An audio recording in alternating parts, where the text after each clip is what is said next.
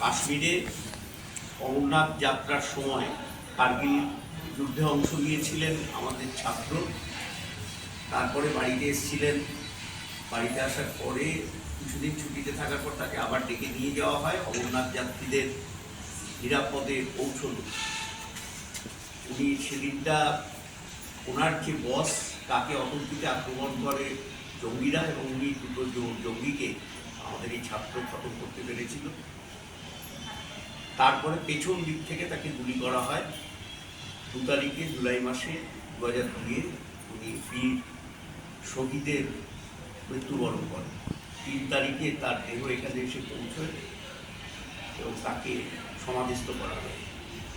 আমি যেহেতু বাণিজ্য বিভাগের উনি ছাত্র ছিলেন, তাই বাণিজ্য বিভাগের প্রধান অধ্যাপক এবং আমাদের কলেজের প্রিন্সিপাল স্যার তারা দুজন মিলে শহীদের প্রতিকৃতিতে মাল্যদান করবেন।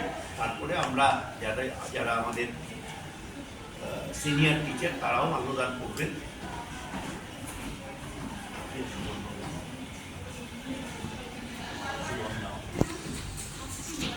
আমাদের কমার্সি এই দাদার সঙ্গে দেখা হলো আর কি।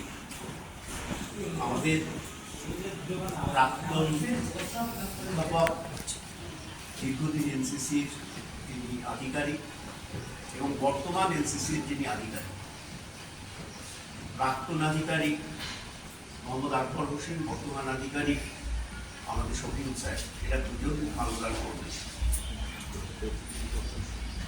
একসঙ্গে দুজন মালা ওই পাটার উপরে ওই স্যার একসঙ্গেই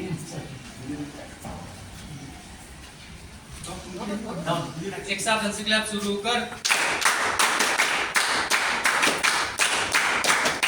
আমাদের সমস্ত শিক্ষক শিক্ষিকাদের পক্ষ থেকে মাল্যদান করবেন আমাদের প্রিয় ডাক্তার।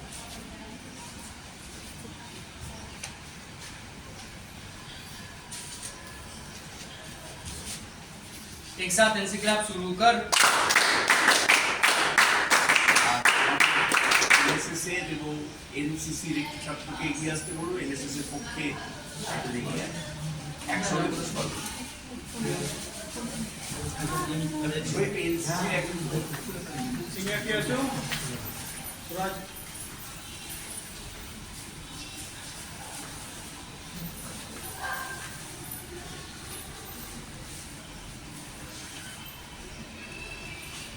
एक साथ हंसी क्लैप शुरू कर। একটি কথা বলে আজকের এই সংক্ষিপ্ত